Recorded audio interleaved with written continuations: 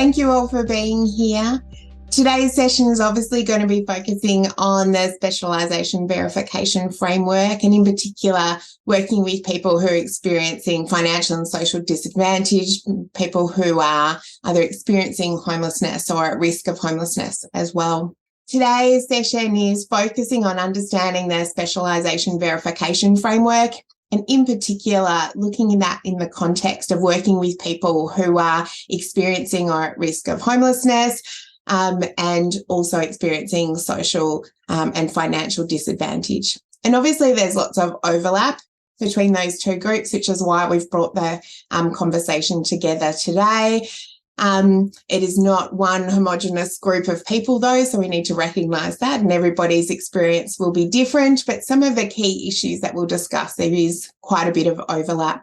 Absolutely, every time the best part of these sessions is our panel discussion. So I'm really excited to introduce you to our panel. We will also talk briefly about the process to apply for specialisation verification, and we'll have an opportunity at the end for you to ask some questions. Before we launch into the content, I would just like to introduce our three panel members today. So we have Kate and Tracey joining us from Wintringham, and we also have Stephanie joining us from HAAG. If I can just ask you to give us a quick one sentence introduction about who you are and why you're here, what you're here to share with us today. I'm the General Manager of Home Support at Wintringham, which essentially means I look after just under 1,000 home care packages and some CHSP with Wintringham. And I'm a social worker by training and have a background in homelessness, but have obviously come into the sector and learnt about aged care. Certainly one of the things that we know about working effectively in this space and being able to support people is being able to build those partnerships with other services and experts, specialist providers, potentially in housing and homelessness, for example, to be able to deliver that wraparound support around people. So that's brilliant experience you're bringing to the table today, Kate. Thank you. Hi, I'm Tracey. Thanks for the invitation. My role is the Aged Care Projects Manager at Wintringham. My role is all things quality for our home support program, so policies, procedures, etc. I also am a social worker by trade and come to the panel with a wide range of homelessness experience from majority of my career in all ages, but the last 15 years working in the aged care space. I've been a carer for 30 years, delivering care for people receiving home care packages and Commonwealth Home Support Program. And a few years ago, I was very lucky to get the opportunity to work with Housing for the Aged Action Group as part of their pilot program for the aged care navigation trial. Prior to that, I was also a trainer teaching people how to be carers, and now I'm part of the Care Finder program, which has been rolled out from the 1st of January this year. So I've worked in aged care all my life. Fantastic. And Stephanie, I'm not sure if everyone will know about Housing for the Aged Action Group. Could you just give us a really brief summary of who HAAG is and your team's kind of specialist experience? So our organisation specifically caters for people over the age of 50. So we're a specialist housing support organisation for older people, the only one of its kind in Australia. And we provide support on a number of different levels for people. So we help people apply for social and public housing. We also have a retirement service that helps people that have issues with their if they're living in retirement villages and residential parks and caravan parks. And we also have our Care Finder service as well. And we deal with people that are homeless and at risk of homelessness. That's our main, clientele, if you like. That's who the people that come to us. Housing for the Aged Action Group also do some really important advocacy work and have been working really hard recently. There's some great information on their website as well that you might want to have a look at that really helps and is sort of very easy to understand about what some of the issues older people are experiencing or facing in regards to that risk of homelessness. And why older people are such a focus, I guess, in understanding homelessness in Australia at the moment. I know that we all have lots to learn from the three of you, so thank you for being here.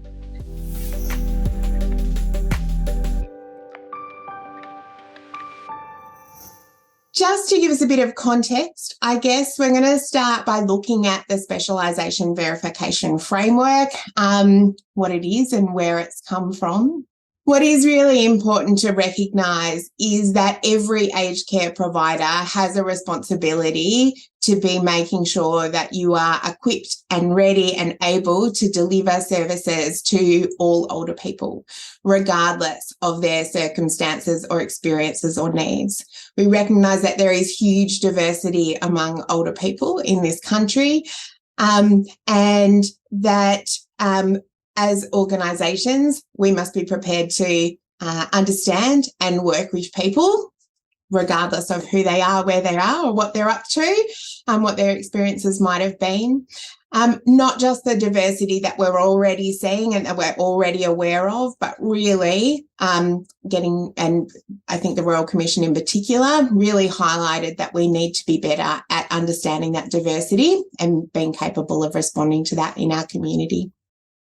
So as part of our aged care quality standards, we are, and particularly Standard 1 focuses on being able to deliver services that are respectful and inclusive for all older Australians. That is also embedded into the Charter of Aged Care Rights, and we have the Aged Care Diversity Framework as well, which also talks more about providers' responsibilities. As I said, the Royal Commission into Aged Care really highlighted that diversity needs to be core business for everybody. And one of the recommendations that came out of the Royal Commission was that our process to identify whether we were able to deliver those more specialised services for people with diverse needs and experiences needed to be strengthened. What had happened previously is that organisations were able to self-nominate whether they felt that they were able to deliver expert services to people who identified with their special needs groups within the Aged Care Act. But the Royal Commission said that we needed to have a verification process to ensure that we could more objectively measure those representations to make sure that if an organisation did say, yes, we are equipped to work with people who identify with the special needs groups, that we needed to be able to back that up with some evidence. So the Specialisation Verification Framework was therefore introduced exactly to do that. Specialisation verification is an optional step for aged care providers. It is really an opportunity to demonstrate that you are going above and beyond what is required of all providers. It's a really good way to demonstrate the work that you are doing on inclusive service delivery and looking at how your organisation is equipped and able to work with people with a whole range of experiences and circumstances. The framework was developed by AHA and applications started being received in June last year. For each of the special needs groups that are identified within the Aged Care Act, the framework has developed a number of criteria and evidence requirements that you need to be able to meet in order to apply for verification. As part of the process, AHA will also get feedback from care recipients in your organisation to validate that you are delivering services that are inclusive and high quality. Regardless of whether you are ready to pursue verification at the moment or not, there are some real benefits in understanding the framework and understanding a bit more about that criteria, and we'll talk more about that as we go. I guess the key difference and the key community-facing difference in terms of being verified is that it means that people can search for verified providers using the Find a Provider tool online. When you go into the Find a Provider tool, there are a number of different ways that you can search for a provider that might be a good fit for you. And you'll see that on the search page, one of the ways that you can refine your search is by looking at providers that are able to deliver specialised care. When you do that, you can see that the special needs groups from the Aged Care Act come up. And these are the criteria that relate specifically to the Specialisation Verification Framework.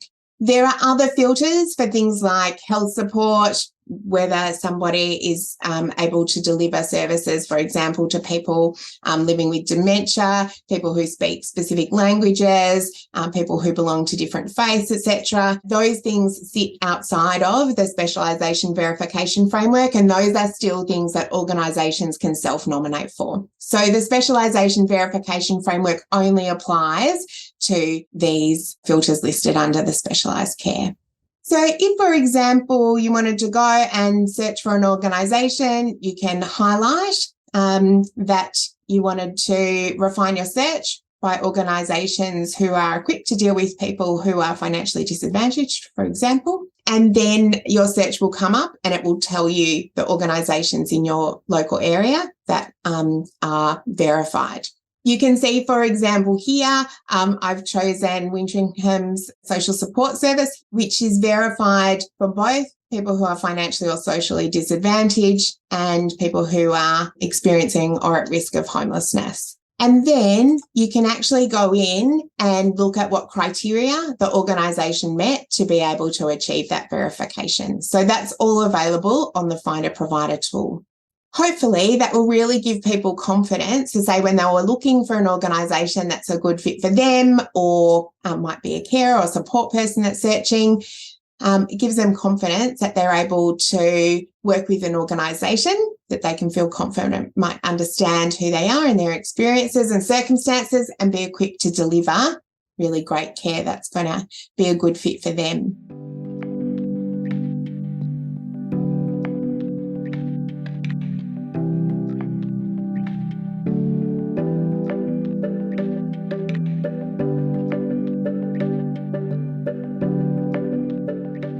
Remember also that it's not just a broader community that use a Find a Provider tool, but also assessors can really use this information to make sure that they're making really informed and the most appropriate referrals to different organisations, so that people can feel confident about the organisation that they're going to work with. As a service provider as well, it's certainly a great way to communicate to the community, the assessors, other providers, as I said, that work that you are doing on building your capacity to deliver that specialised care, really looking at thinking about how you can promote and communicate the work that you're doing to the community. Regardless of whether you actually pursue verification, though, I think that the Specialisation Verification Framework can really help you understand what good practice can look like.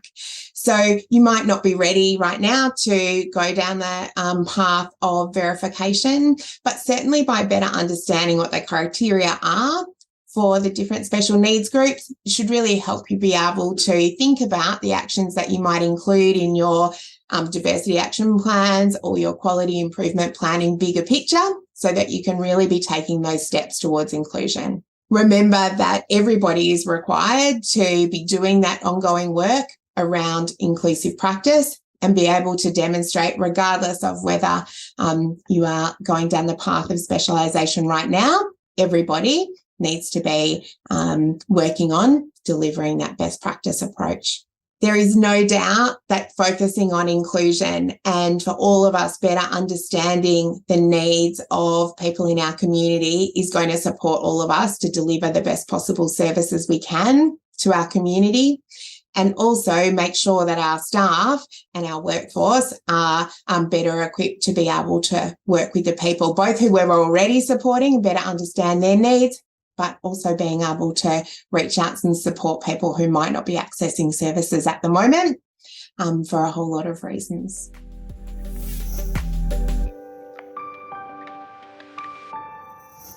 So let's look really briefly at sort of better understanding the experiences of people who might be experiencing that disadvantage or homelessness or homelessness, I guess I should say.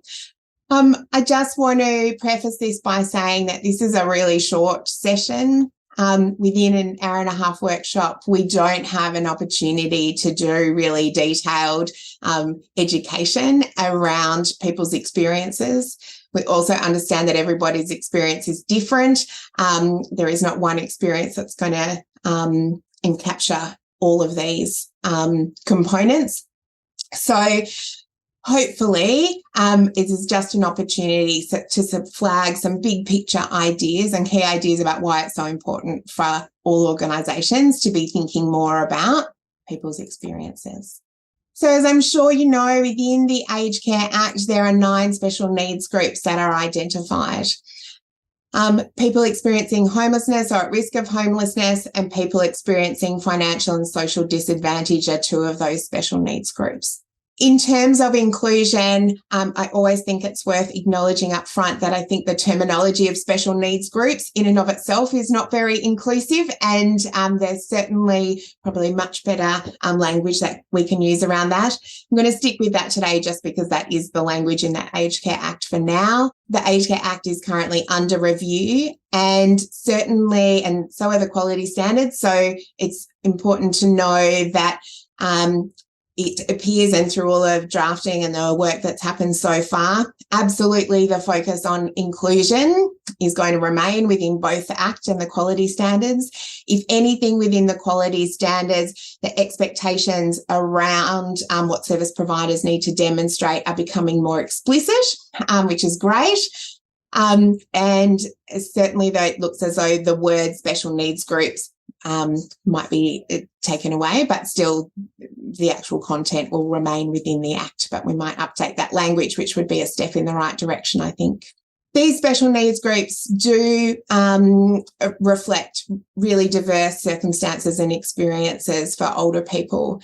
They are not 9 homogenous groups of people. There is lots of overlap within and between and lots of diversity within each of these characteristics. However, one of the things that is really important is that the reason that these groups are identified as special needs groups is because many people who identify with these characteristics do experience additional difficulties navigating and accessing the services that they need when and where that they might need them. Navigating and using aged care services can be challenging for lots of people, but there are additional barriers for people who identify with these groups that we need to be really thoughtful about and taking additional energy to focus on, being prepared to be able to support people access our services. So in terms of service access, I guess the thing that we want to be thinking about is many people think about service access as being able to get to the front door of a service. And there's lots of work that's done around physical accessibility of services. And we might be thinking about, for example, supporting people who use a wheelchair to be able to access a service. That's absolutely part of service accessibility, but it's actually much broader than that. What we know is that having access to quality services is a really important determinant of our health and wellbeing. And when we're thinking about service access, we're thinking about our ability to identify services that are right for us, know what's out there and be able to make good choices about who might be a good fit, being able to navigate the service system, absolutely be able to get to the front door, but then be able to use the service that is right for you. So it's really much bigger than just getting to the front door, and certainly much bigger than just the physical layout and access of the service. There has been lots of work done around what it takes to deliver accessible services, and there are lots of different components of service accessibility. I've got some of them here. Each of these dot points in and of itself is a pretty complex kind of construct. But if we look at just affordability, for an example, you could say a service might be affordable whether it's $10 or $100. Absolutely, the cost of the service is one part of whether a service is accessible and considered affordable. But whether a service is $10 or $100, it's only sort of one component of whether it's actually considered affordable. Firstly, for a consumer, they've got to know how much the service costs, and whether $10 is affordable is going to depend on so many other things. Might be things like whether they prioritise that as a need, might be around the rest of their budget and what they are paying for, might be about the welfare systems and social support that the person has available to them. So there's lots of those kind of community or social factors that'll impact on affordability. In aged care, for example, it is part of our responsibility that all providers must deliver services to people regardless of whether they can afford to contribute to that service or not. That policy is a really important part of being able to deliver equitable services, but it's only helpful if people know that that's the truth. So people's perceptions of affordability is just as important as the actual cost of the service. As I said, there's lots of things going on behind the scenes, I guess, to be able to make up each of these elements of access.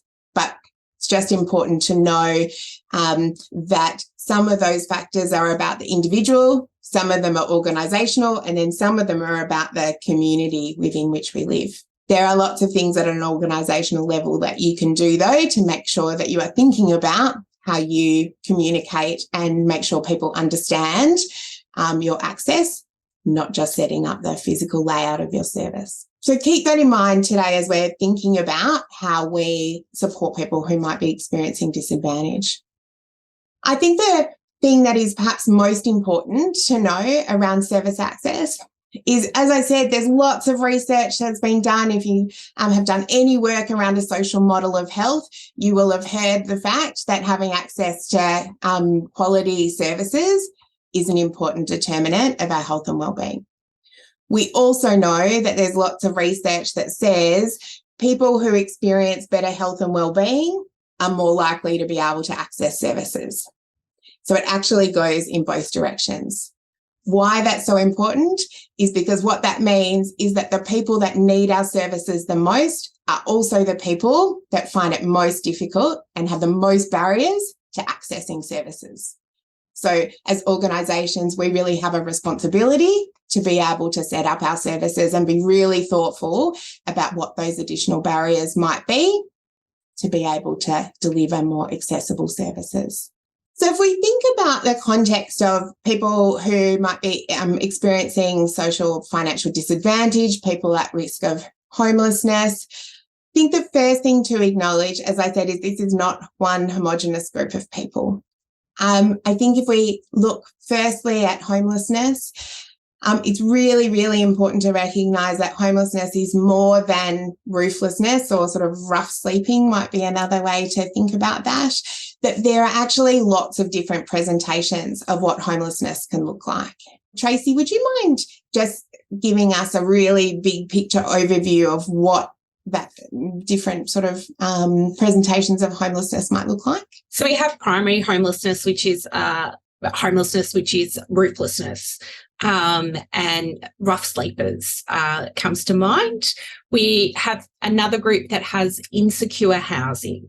So that's a group of people that might be living in boarding houses, supported residential services, and moving from place to place. They may be sleeping on people's couches, living with families, but not in the appropriate housing for them.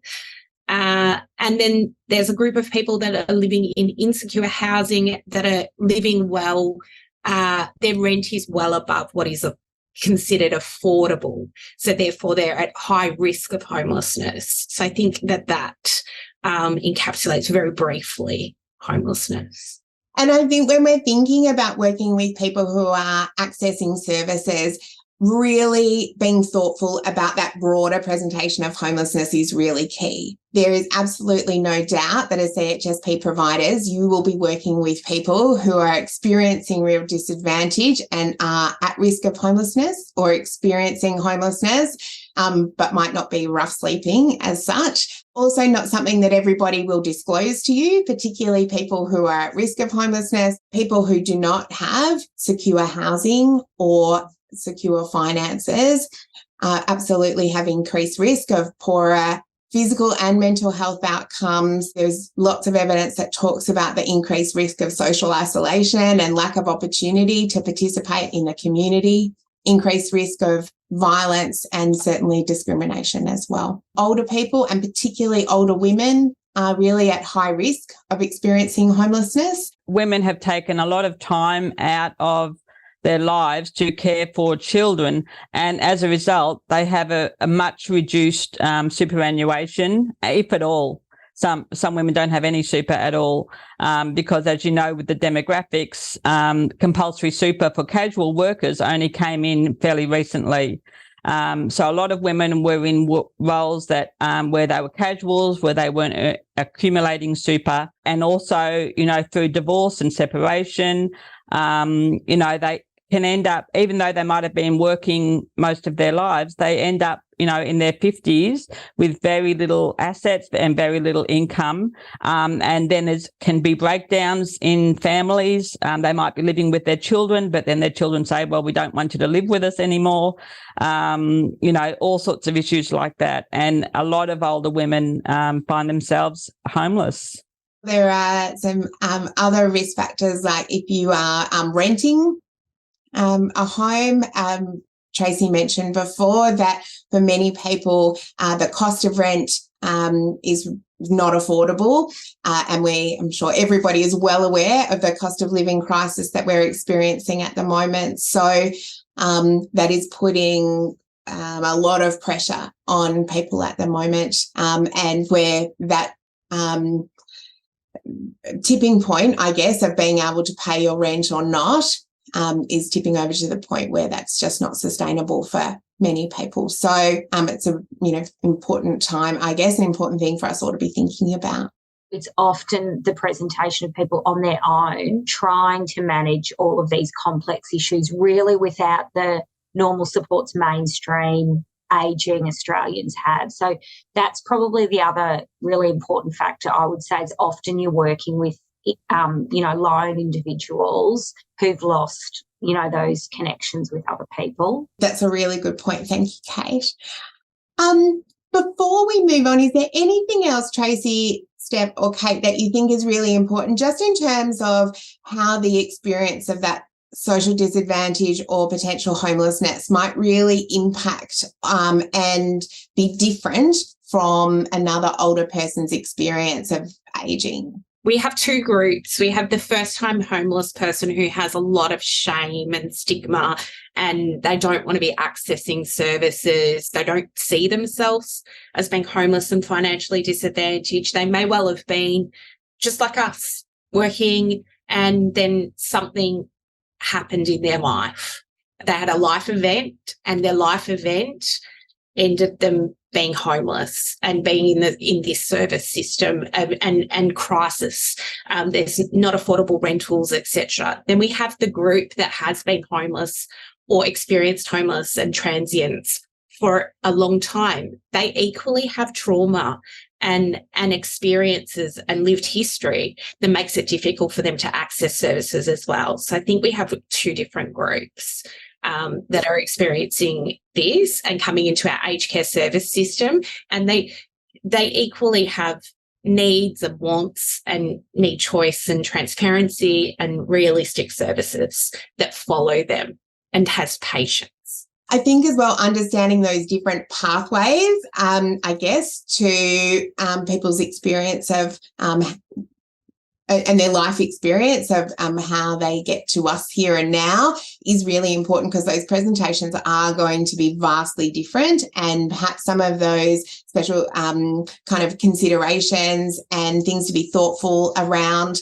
particularly in terms of having conversations around housing, social support structures, those kind of things, really recognising that those potential trauma, comorbidities, potential shame and stigma, and that it's very likely that people will be in crisis if they are experiencing first-time homelessness right now.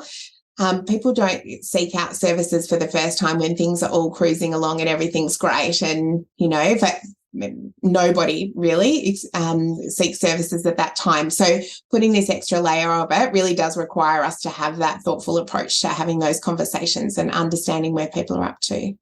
I've put up a couple of ideas here around some things to be thoughtful of as providers around how we can effectively support people who might be experiencing disadvantage or homelessness. I mentioned before that it is really important to recognise that it is an absolute must-have that all aged care providers must have systems in place, that we deliver services to people regardless of whether they're able to make a contribution to their payment for those services. You've got to have policies and processes in place. It's not just about having a policy written up in the background, but you need to make sure that your staff are aware of that and know how to action that and feel confident around having conversations around that, and all of those things that enable you to enact that policy fairly and appropriately on the ground. I hope everybody is also aware that people who are experiencing homelessness or recognise it being at risk of homelessness are able to access aged care funded services from the age of 50 rather than 65. And people who are Aboriginal or Torres Strait Islander people experiencing that significant disadvantage or risk of homelessness can access aged care services from the age of 45. So I hope that everybody is aware of those things. Those are the kind of must-have backgrounds, access to service things. But I've also included a couple of other ideas that all service providers can be thinking about how you and your teams support people to use your services. Thinking about how do you communicate information about things like your fees, different payment options, the policies around those payments. How you can upskill yourselves as an organisation, as a team, to understand the trends and the profile of your community. So things like understanding what the housing market might be, understanding what the, say, for example, you can look at profile ID and look at stats around housing tenure. So look at things like rental market, the percentage of people who are renting in different age groups and things like that. You can look at and find that information really easily. And looking at those trends in your local community. Think about how we start those conversations around talking to people about their housing situation. I would suggest that asking people if they're homeless straight off the bat in your first conversation is probably not an ideal way into that conversation. But it is a really important thing to know about and understand someone's housing situation and what their, physical and financial resources are. So being able to have those conversations in a thoughtful and respectful way requires, attention and requires thought. One of the things that I've heard lots of times is that I guess as staff, this can be an issue where our unconscious bias really comes into play, that we make assumptions based on our own positions about what might be affordable, but our own experience, we can't be putting that onto others. So really being mindful about the complexity of affordability and not making assumptions about whether our services are affordable and what that might look like for other people. I think one of the best things we can be doing, and one of the things that all services can be doing really proactively, is thinking about how we support people who might be, say, at risk of homelessness. Are you set up to deliver services in flexible ways? So, for example, if you had a client who was spending 3 weeks staying at one family member's house and then was going to go and stay for 3 weeks at somebody else's house, and they were doing that sort of couch surfing or moving around a bit, are your services set up so that you can be flexible about where you might deliver those services? Have you thought about the way that you might schedule or think about like the OH&S side of that, being able to deliver services in multiple locations, that things might change along the way, being more flexible around timing, and really being prepared to actively engage people in conversations and work collaboratively with each person to come up with a solution about what might work with them, for them, I should say, not with them. Can I ask, Kate, there's some sort of broad ideas there, and I'm wondering, Kate, if there's anything that really stands out to you that you would think from your experience, what's really important for providers to be thinking about when we are working with people? Some providers obviously just, receive referrals to them, so don't actually have to go and seek out or assertively find clients. So you might get, this particular group coming to your, front door. The other thing I was just going to highlight for people to be mindful of from a policy perspective, and I mean, we're a homeless agency and we found this difficult, is around the age group. And I can't see all the participants, but I do wonder if people will be nodding and appreciating the challenges around the eligibility from 50 and above for people experiencing homelessness. And it's not in any way to put people off, but I think people need to be really mindful as providers of aged care about the interface with NDIS. And I think as an aged care provider, you've really got to have some knowledge and some staff prepared to advocate in that area, because with the advent of NDIS targeting the 50s to 65-year-olds essentially in this space, we're finding really when you work with this client group, you really need to make sure that NDIS isn't the pathway that would be better suited to this particular client group. And it's just a reality that's been quite challenging in this space to work through. So even though policy-wise it says homeless people can access aged care support from 50, the reality is it's very difficult. It's doable, but I think it's a good thing for providers just to be aware of around that age, the premature ageing, and you really need to understand what premature ageing is and be able to evidence that.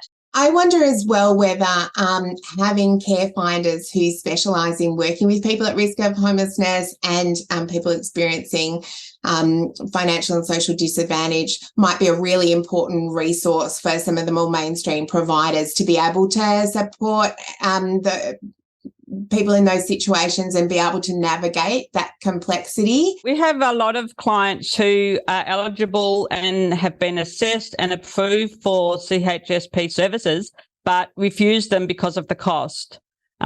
So they just can't afford it. And like you were saying before, a service provider might think, $10 is not much. But if you're only getting the pension and you're already stretched, you already can't afford your medication and your heating bills, $10 is a lot of money.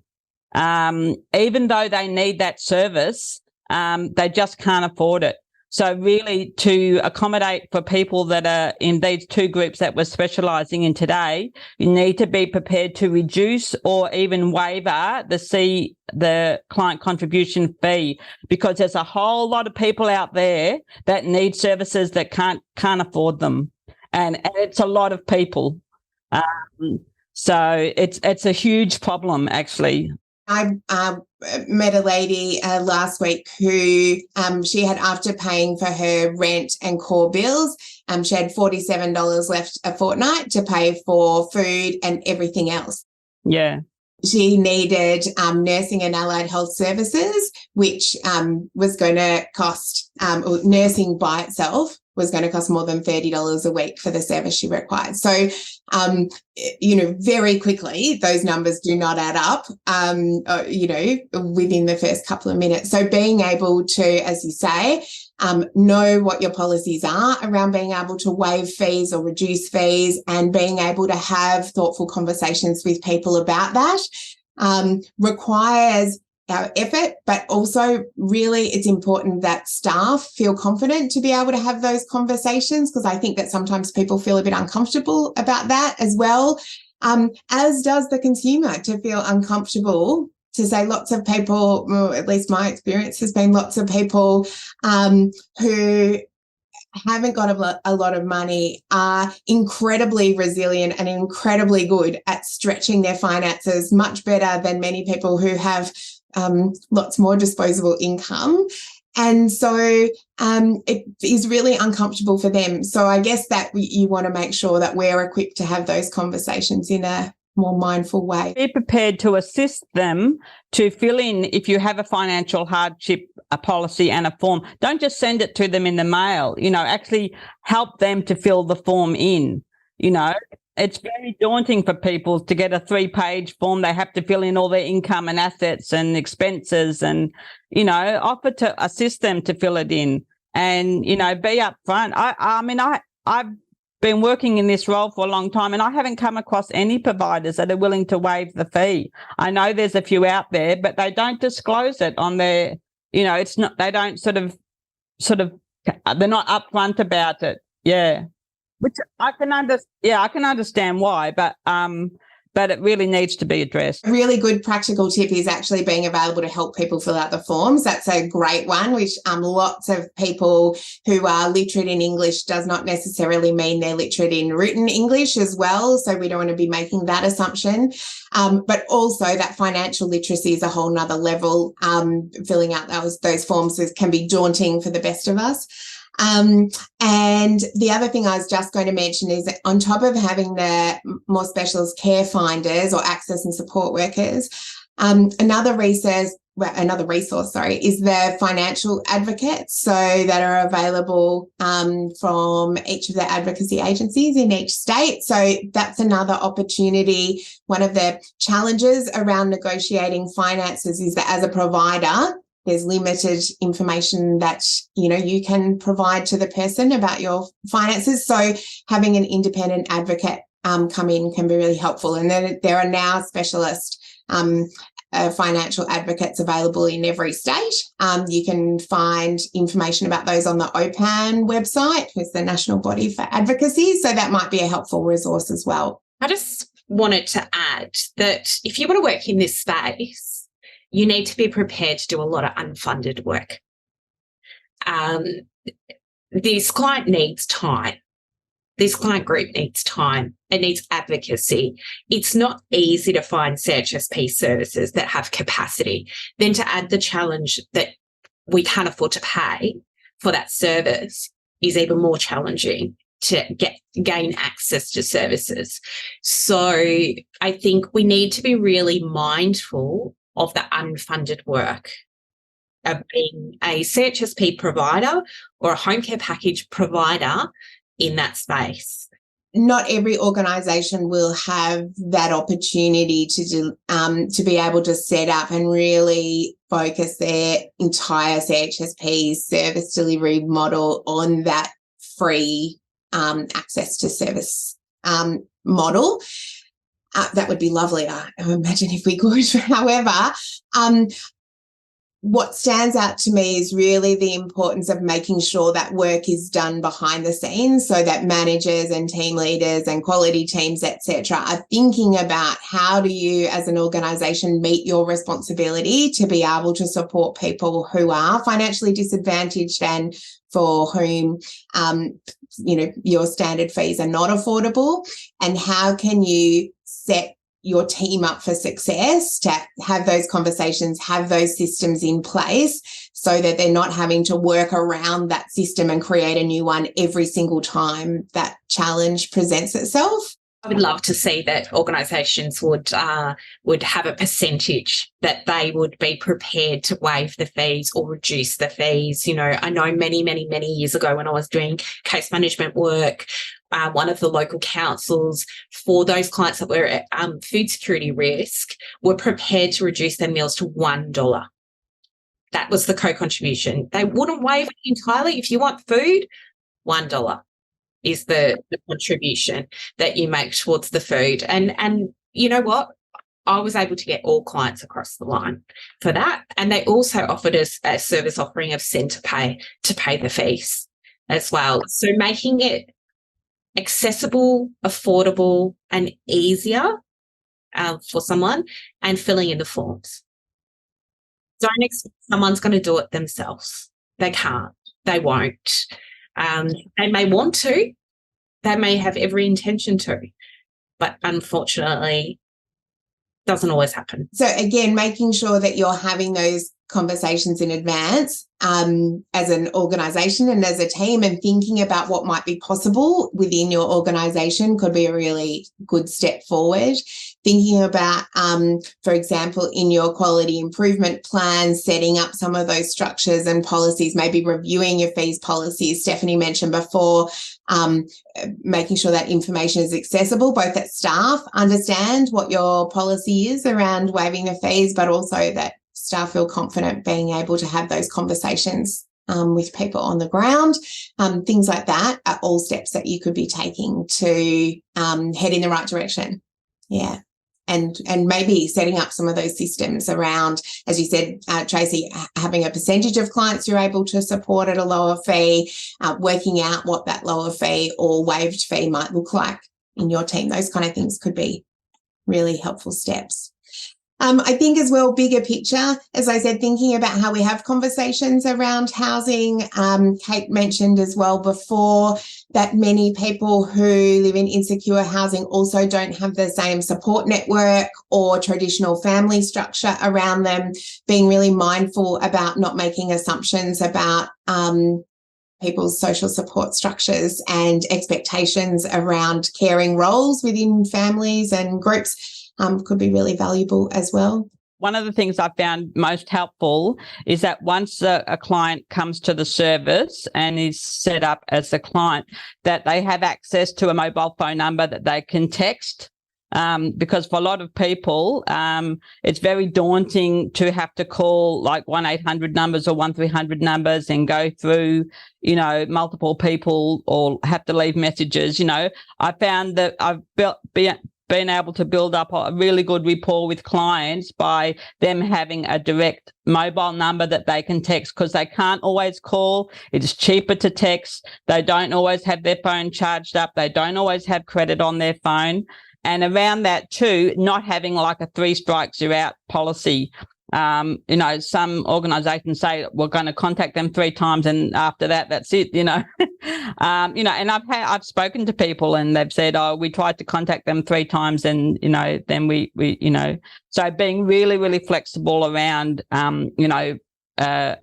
people being able to access the service through SMS, and also around being prepared to call them multiple times, before you sort of give up on them. Not only flexible, but also a bit more of an open door policy in terms of facilitating access before you get to the point of even having that initial conversation potentially.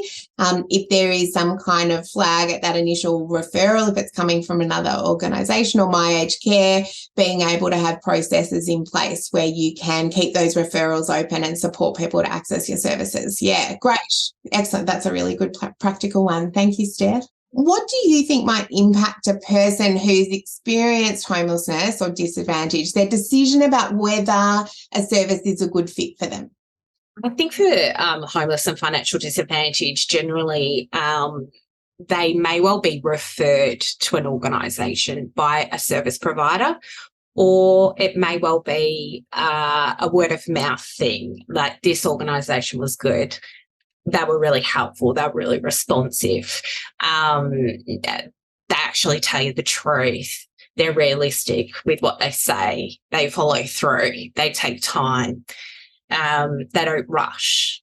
Yeah. So I think though, a lot of the work comes through referral from another organisation. So it's some sort of a front door. It might be a hospital, might be a homelessness front door service.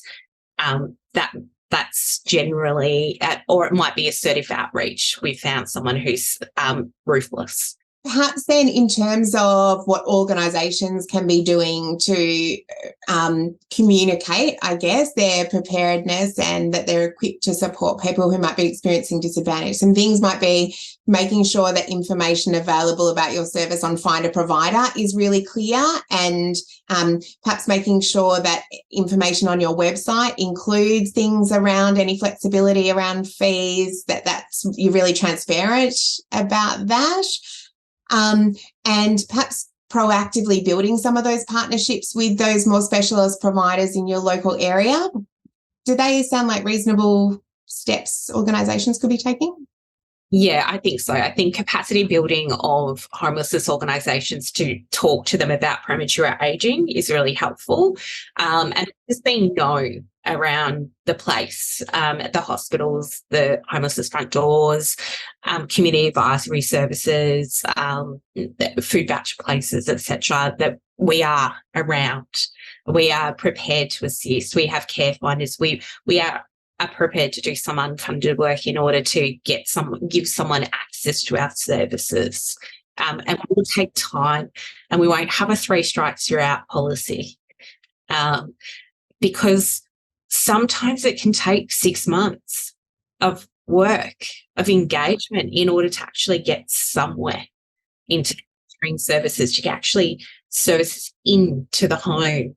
And I understand that that's not the model for all organisations, but this is what this group needs. It might not be something that the organisation can provide, but absolutely what we can all provide is making sure we make links to either the access and support worker or care finders to be able to provide that more supported access pathway. That is something that, I think everyone can absolutely be doing. So maybe, an initial step might even be making sure you know who your local care finders are, and making sure you know who does what, so that you can link people into that support that can take the time required and do the legwork to make sure people get the services that are right for them. Kate, can I ask you, why do you think it's really important that all aged care providers understand the experiences of people who are experiencing that disadvantage or potential homelessness? We're probably, as workers in this area, you make choices to work, don't you, in organisations and with providers where your, I suppose, ethics and beliefs align, essentially. You that's who you choose. Sometimes, often that's who you make choices with. And so when you look at aged care providers, if people say on paper that they respect diversity and inclusion and believe in social justice and, believe that they want to deliver services to all ageing Australians, then that should include homelessness. And I think, as everyone's talked about, that could be anybody, any older person we know could move into that area. So I think one of the frustrations we have as a homeless provider, and I think HAAG probably find this too, is from providers that come to us saying, we've got somebody that would much better suit your organisation than ours. And we're very strong to say now, actually, it's everybody's business. It's everyone's responsibility. And you are able to support these clients. It's about the purpose of something like today to say it is possible. It's actually really great work, and it's important work. And in this aged care space, we all should be making sure that from a social justice perspective that everybody can access the services they need. It's about how you deliver them. And I think what I would say from a case management perspective is that we never have problems finding people who want to work with Wintringham. And I think that driver is about, some of the hardest work Tracey and I do is when we actually do have to deal with family members sometimes, and because that's quite unusual for us. So I think this client group also gives an opportunity for workers in this area who might want to specialise or have a particular interest in working with individual people around their particular complex issues. So it's a very rewarding area of work, and you can focus on working with individuals, and you can actually see some really good outcomes.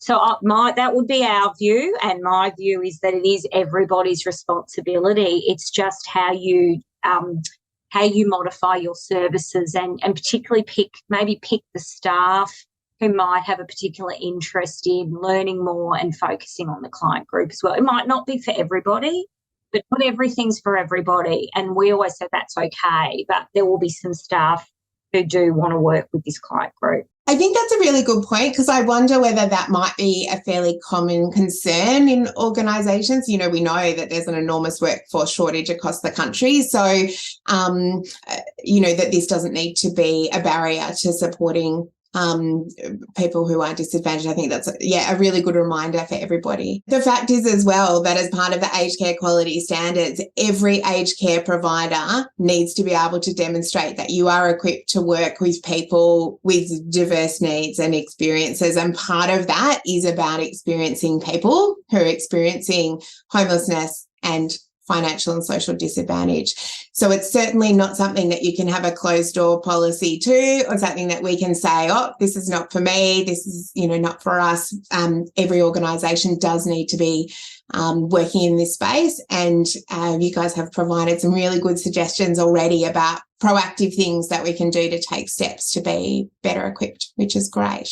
Stephanie, can I ask you, what do you think the advantage might be of organisations pursuing specialisation verification? If we know which organisations are going to have the capacity to support people in these situations, then, you know, that's going to be a better outcome for clients. Like if they have staff that are compassionate and have empathy and know how to interact with people and build rapport with people, and are more focused on the person rather than the service. I mean, the service is important, and that's obviously how the system is set up, as a referral code for a service. But in the end, it's about the person and engaging with the person.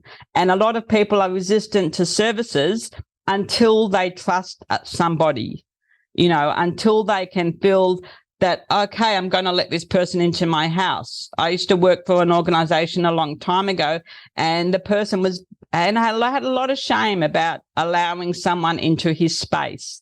And it took a lot of taking him out for coffee, you know, meeting him at a cafe, you know, having that sort of social time with him, until eventually, after a few months, like Tracey said before, it can take months to build up a rapport with someone. So then they allow you into their space, into their private space, to do a bit of cleaning for them, or, you know, take them to do some shopping. It's a long process. It's not about going in there, do vacuuming and leaving.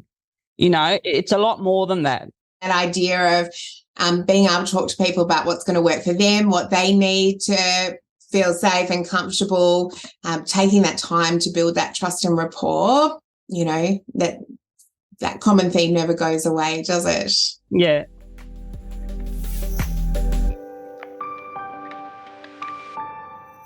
Let me just run through really briefly the process for applying for specialisation verification. If you are ready to pursue specialisation verification, then the process is fairly straightforward. You need to submit an application online through the My Aged Care Provider portal. There are specialisation evidence forms for each of the special needs groups that you need to complete. I think one of the things that's important to know is that your whole organisation doesn't need to apply for verification. It might just apply to specific services or sites within your organisation. You get to choose what is relevant and where. There are lots of resources available to back you up through the process. Certainly the Aged Care Provider Guidance Manual, which you can see the picture of on the screen, is a really good starting point. I mentioned before as well that the AHA manage the applications. There's about a 4-week turnaround time. Part of that process as well is that they will collect feedback from service users to be able to understand what real people's experience is of your service as well. And then if you are successful, then that information about your verification will become available on the Find a Provider tool.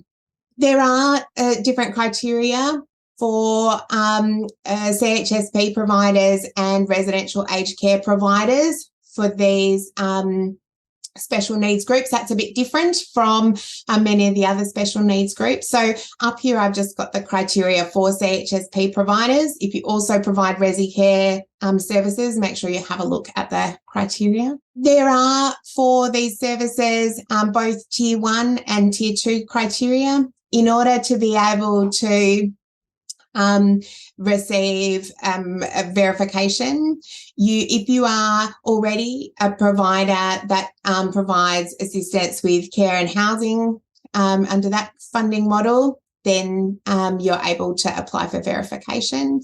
Or if you are a provider who has specialised care finders, those are both Tier 1 criteria for these situations. So in that case, you will be verified.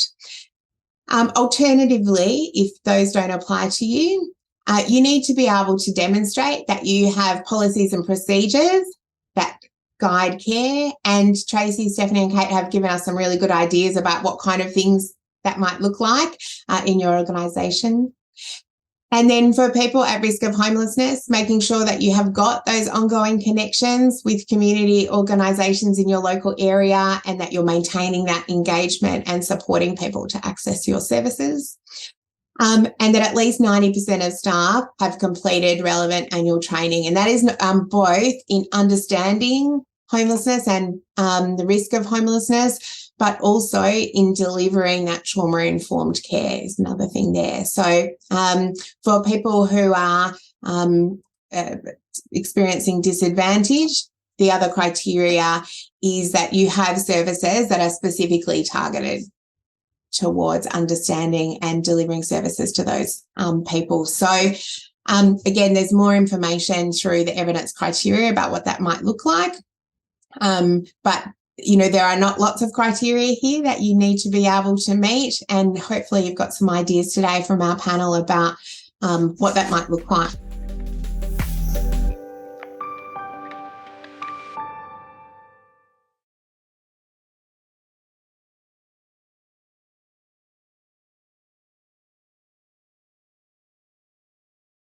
We're not a provider in New South Wales. We're a provider in Hobart and regional Victorian Metro. So we actually don't have that list. We certainly have spent a significant amount of time providing some resource training and consult to Mission Australia, who I think is a big provider in Sydney and New South Wales. I don't know if that's the particular area.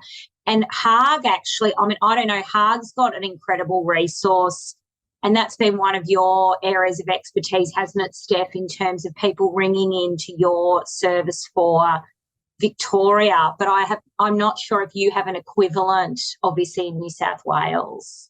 No, we've set up a pilot project in Queensland.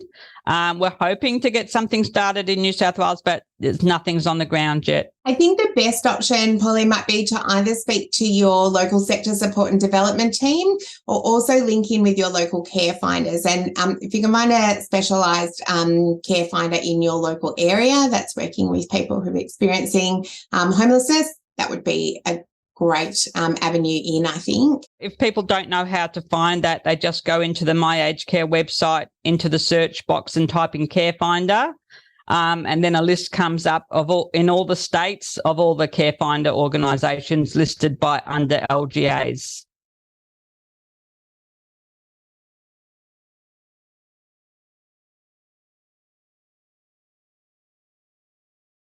In terms of visual and verbal cues, it might be just what they're saying in regards to affordability of things. That you might notice bills.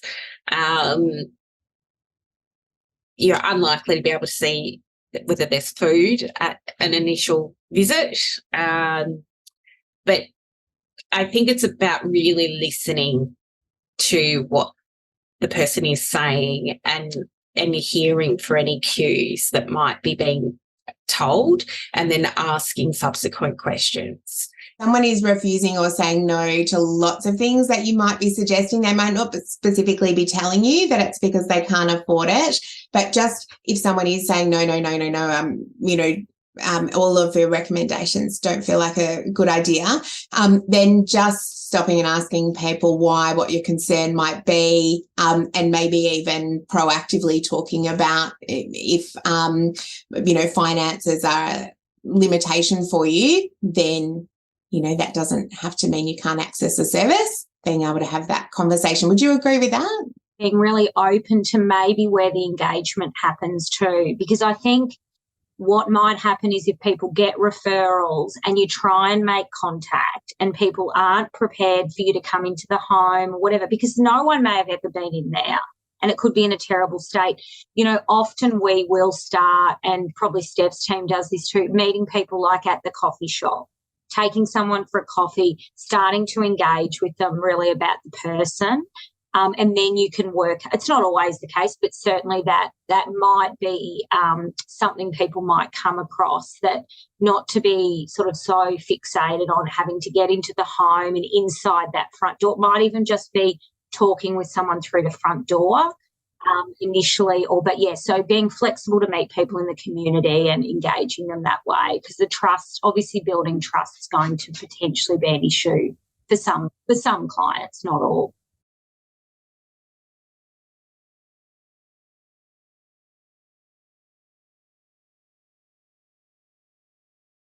Building on, what everybody's saying, listening, looking, remembering as a CHSP worker, you might be the only person that has contact with that particular person during the week, or the only person going into their home.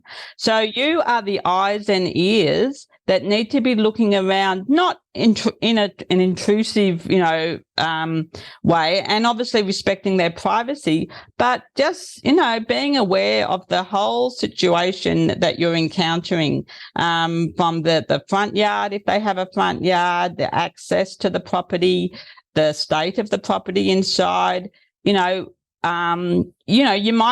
first visit might be just at the dining room table. You might be just sitting down having a chat about things, and they might be not let you into certain rooms. But over time, like I said, building up the trust, they might let you do a little bit more, and it's about being aware, what's on the table, I think Kate or Tracey mentioned before, like unpaid bills that might be sitting on the table, looking at, just getting an idea of what's in the sink. If you're lucky, if you're there as a cleaner, opening the fridge or checking the rubbish bin, you can get a pretty good sense of, someone's eating and shopping habits, by just picking up on those sorts of things. And, obviously the state of their general health as well. Maybe just saying, have you had breakfast yet? What did you have for breakfast? And building a picture of their life. It takes time, but, it's about building up that picture of what's going on for that person, both within their home and externally. And like we've mentioned, with family and support, things that might be going on. There's a whole range of factors around any particular individual that impact on their well-being and their ability to accommodate someone else coming into their space. It's really important for staff working on the ground to know that they don't have to be an expert at everything. Nobody is an expert at everything, and nobody's going to have all the answers. So if some of those issues do become apparent, or somebody does disclose they're under real financial stress, for example, you don't have to know how to fix that to be able to respond effectively and respectfully. Might be about saying, is it okay if I share that with my manager, or let someone at work know, so that someone who's better equipped to have that conversation can come back and have a chat to you about that. Are you okay if I share that information with whoever? Have you got support around managing that at the moment? Or, whatever it might be. It's certainly not possible, and definitely not required to be an expert in having all the answers to be able to respond. But noticing it, being aware of the kind of cues, as Lisa asked about, is a really good step, and being able to report back and link that person in with someone who is equipped to be able to support them would be a really positive step for lots of people. We still have 2 more of these workshops remaining. over the next few weeks. Also, the videos for our first 5 sessions are now live. So if you'd like to go back and catch up and review any of the previous videos, you can absolutely do that.